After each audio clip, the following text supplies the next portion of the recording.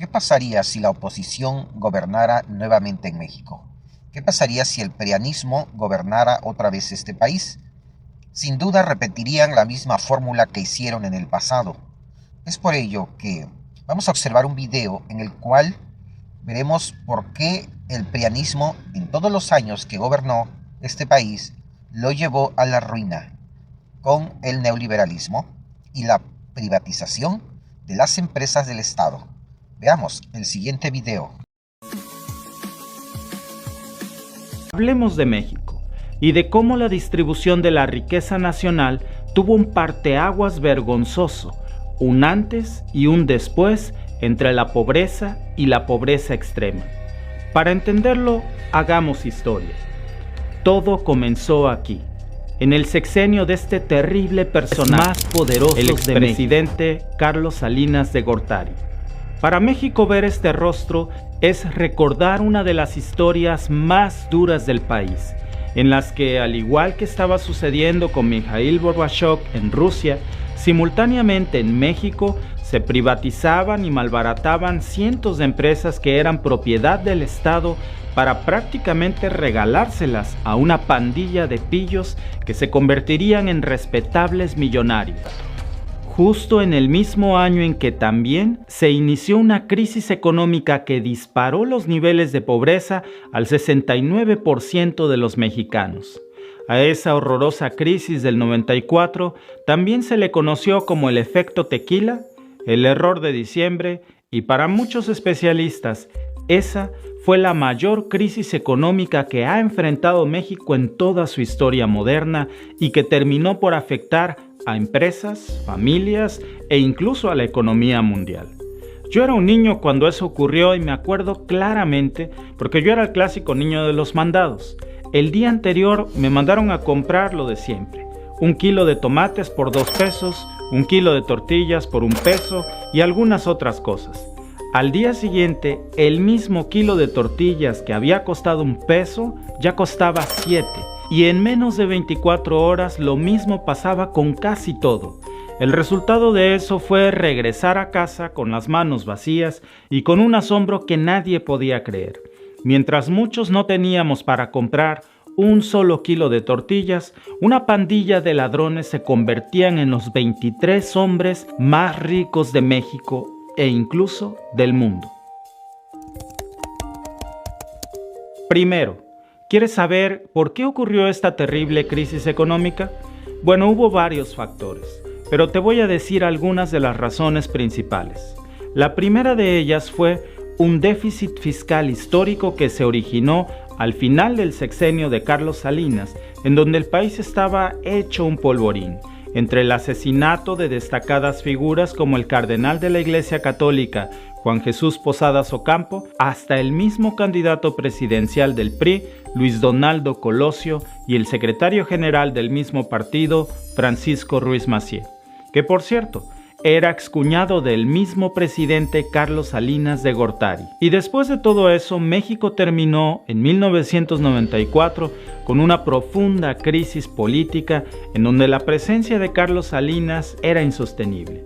Pero al igual que sucedió con los oligarcas rusos en tiempos de Gorbachev, Salinas tuvo que apostar una enorme cantidad de dinero para comprar o ganar las elecciones tras el asesinato de Luis Donaldo Colosio, que a pesar de ser del mismo partido que Carlos Salinas, era un claro opositor y crítico de su gobierno. Así que el dinero para ganar la elección después de la muerte de Colosio, por supuesto que provino de las arcas del gobierno. Y eso provocó un aumento desmesurado en el gasto público con un nivel del déficit histórico que representó el 7% del Producto Interno Bruto. Y gracias a esa crisis económica, miles de mexicanos perdieron sus empleos o sus propiedades. Según datos del propio INEGI, en 1996, el índice de personas con pobreza patrimonial fue del 69% de la población. Y con eso se desató una incontrolable oleada de violencia e inseguridad que ha ido escalando hasta el día de hoy. Mientras México se hundía en la violencia y la pobreza, había un selecto grupo de empresarios, si se les puede llamar así, que se enriquecían mientras México se hundía.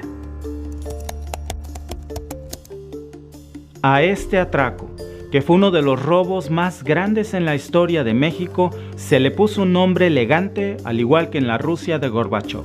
Se le llamó privatización. Después de la promesa fallida de los gobiernos del PAN, a manos de su primer presidente Vicente Fox, en vez de lograr una mejora en el país, los resultados de su gobierno fueron catastróficos para todos. Veamos el siguiente video. El 2 de diciembre de 2000, Vicente Fox Quesada, un ranchero derechista, presentó juramento como presidente de México, tras 71 años de hegemonía del PRI. El próximo presidente de la República será el licenciado Vicente Fox. Presiento a toda máquina, la verdad. No podemos fallar. El manto de la corrupción también alcanzó a la alternancia. La organización pronto se vio envuelta en escándalos de corrupción. En febrero de 2004, el diario británico Financial Times reportó presuntas irregularidades financieras en la organización de la primera dama.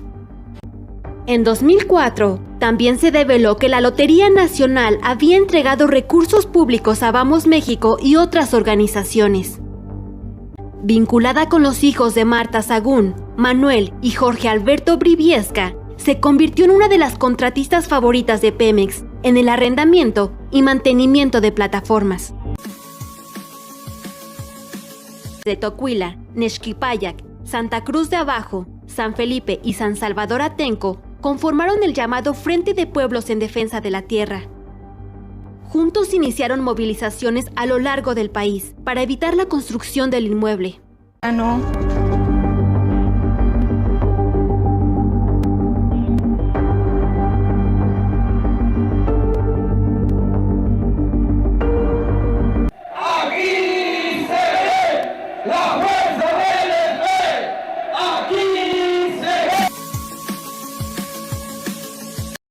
Luego, durante el gobierno de Felipe Calderón, la violencia aumentó a un grado nunca antes visto.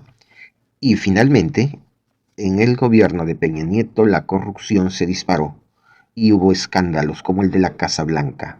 Este fue el periodo más difícil para la derecha mexicana, pues fue evidente que la corrupción estaba en todas las esferas de estos gobiernos, que a la fecha se sigue luchando para erradicarla. Todas las acusaciones que han puesto en duda mi honorabilidad, yo quiero dejar muy claro ante todos ustedes, los mexicanos, que yo no tengo nada que esconder, que yo he trabajado toda mi vida y que gracias a eso soy una mujer independiente, que he sido capaz de construir un patrimonio con honestidad y con todo mi trabajo. ¿Es censura directa de Los Pinos a periodistas? Yo creo que sí. Me parece que lo que no querían es que se supiera la existencia de la casa. Nunca debí permitir que mi esposa diera esa explicación, porque era yo el que tenía la responsabilidad. El cuestionamiento era sobre el presidente, sobre lo cual además ofrecí una disculpa pública, no tanto porque se hubiese actuado equivocadamente, sino por cuanto afectó la credibilidad de la institución presidencial, por cuanto afectó a la credibilidad del gobierno. Ojalá y Xóchitl nos cubra eso, de que los huevones no caben en el gobierno y tampoco en el país. Ya se acabó que estés recibiendo programas sociales.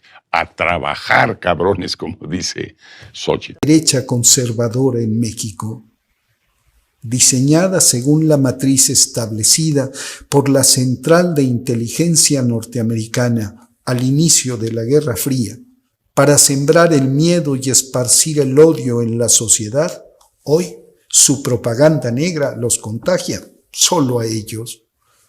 Por eso las fallas tempranas de su nueva invención, del más reciente de sus disfraces, que no es ni tan frente ni es tan amplio. Empeñados en caricaturizar a López Obrador, más que en comprenderlo, le cuelgan etiquetas como la de populista mientras que a las impostergables acciones de justicia social las degradan sistemáticamente al considerarlas solo limosnas o programas clientelares. Atascados en el pasado, se rehúsan a ver cómo, desde la victoria de López Obrador en el 2018, el futuro, lo inconcebible, cobra vida en nuestro país. Esto es Desarrollo Humano, porque todos podemos crecer más. Le invitamos a suscribirse a nuestro canal cultural en YouTube.